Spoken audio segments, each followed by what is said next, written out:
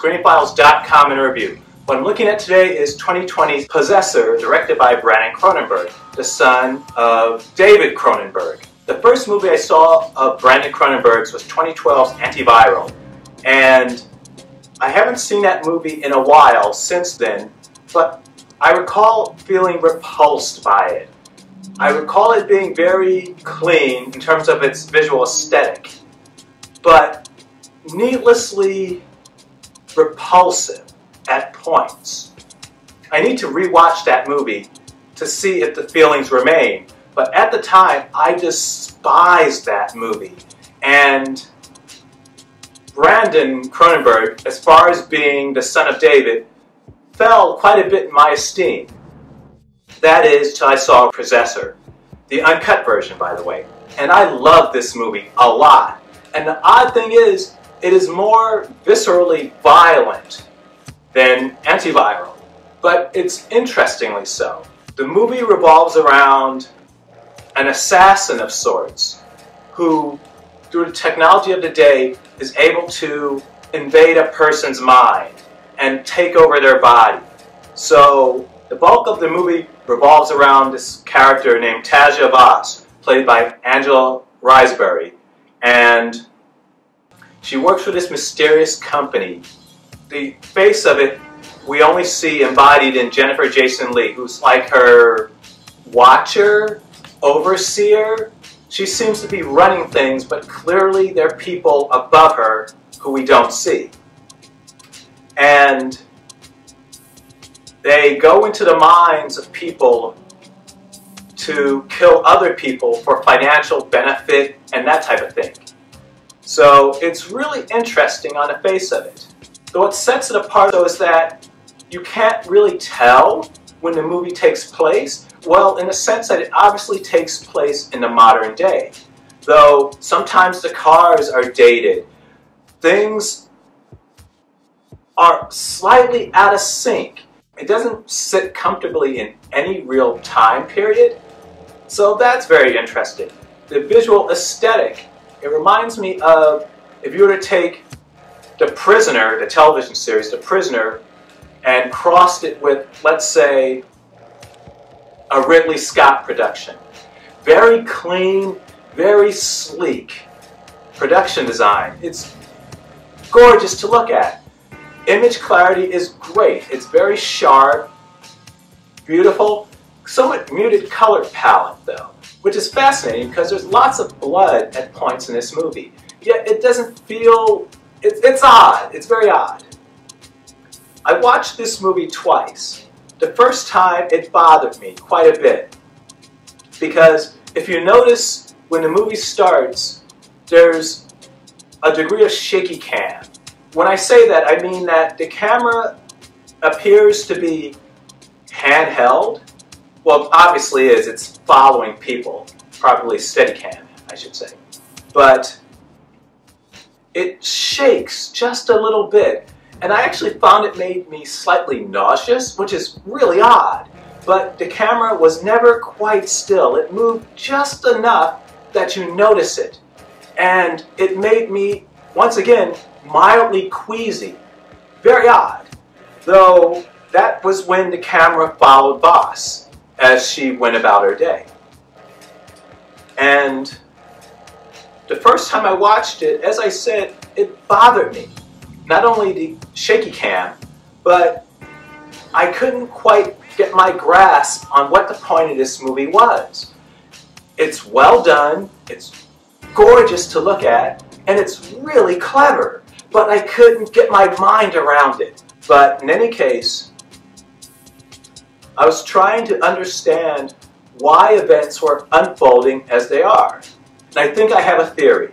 As I said earlier, the movie revolves around this shadowy organization, I should say corporation, that using a very sophisticated technology are able to imprint themselves upon the minds of other people, making them do things. And it's used for purposes of assassination. And as I also said, this is Tasha Voss's job. And Tasha Voss is not a good person. But the movie initially sets her up as one, which again confused me. I don't know what to drink. Gerbil tea.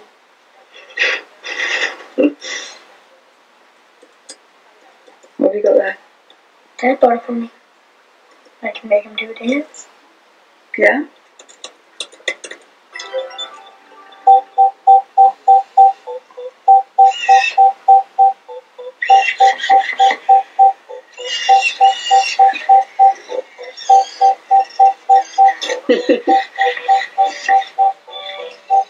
You get so clever.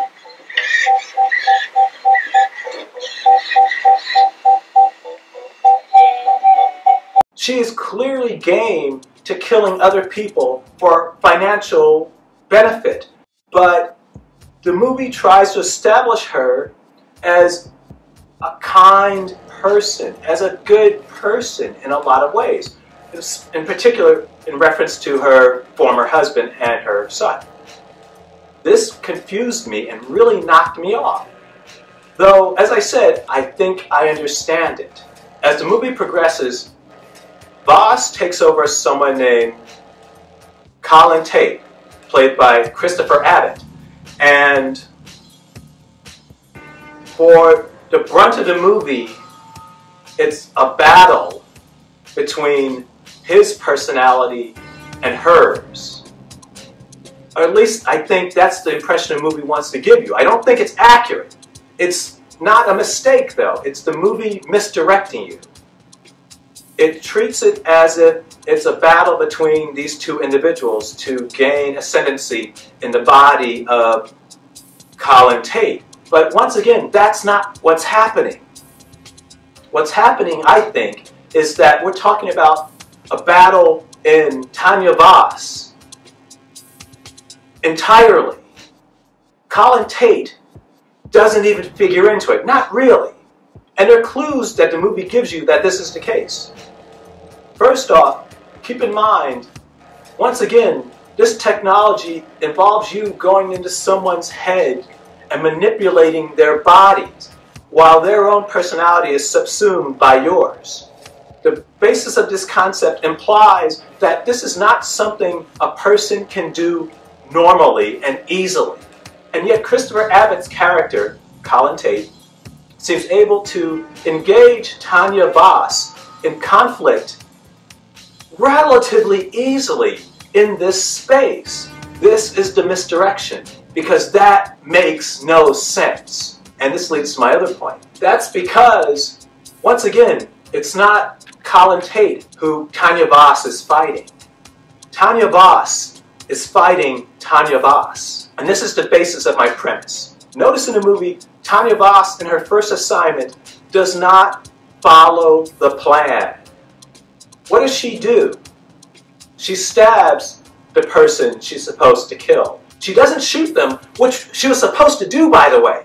She stabs them. What does that mean? Stabbing, as opposed to shooting someone, is a relatively personal way to kill someone. In other words, we're talking about anger. We're talking about rage. Tanya Voss is angry at something, and she takes out that anger on whoever she's supposed to be killing. That the person dies, of course, fulfills the contract, though that's not as relevant. What's more relevant is the fact that she chooses to stab them. As I said, it's anger and pain.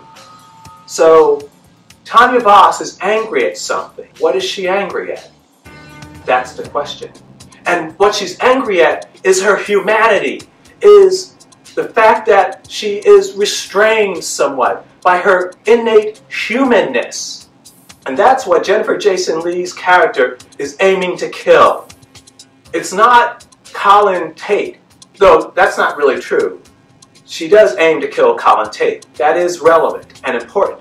But it's less relevant, because remember, Colin Tate, when taken over by Tanya Voss, fails in a mission. Sean Bean's character is not killed. But that's okay, because that was not the primary point. The point was to kill the hesitancy, the humanity that remained in Tanya Voss, because Jennifer Jason Leigh's character wants her to replace her She's worn out. She's tired. She can't do this anymore because the psychic toll is literally destroying her, and she needs somebody else to do the job. I'm becoming old. I barely recognize myself anymore. I'm too old for the machine. I can't take the strain. As time goes on, it's becoming increasingly important. I need to find a replacement. That would be, yeah. I'm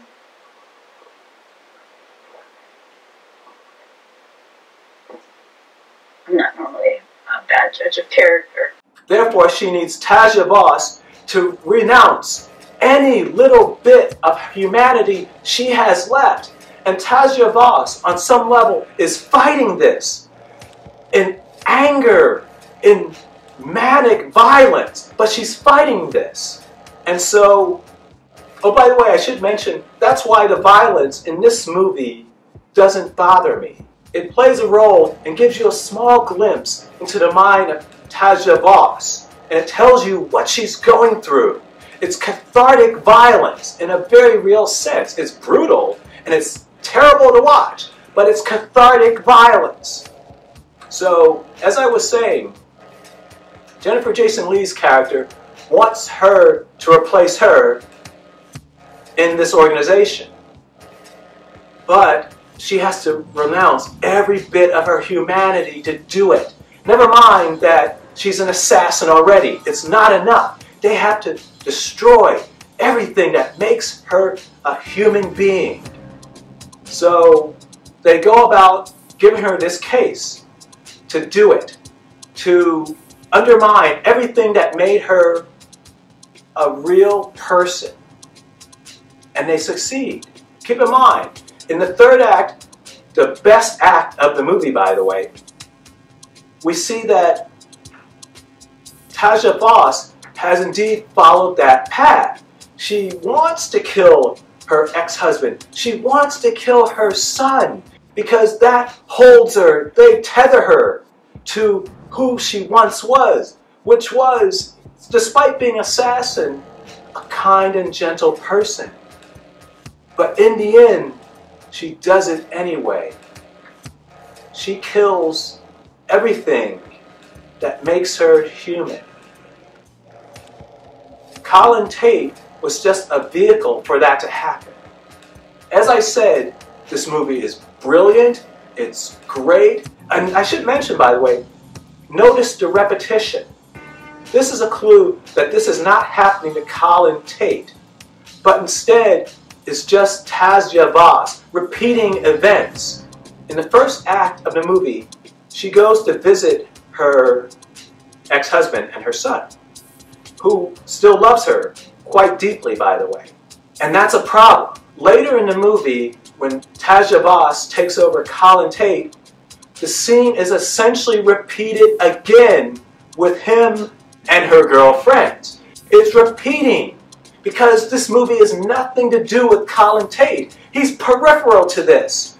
It's all about Taja Voss and killing what little bit of humanity she has left.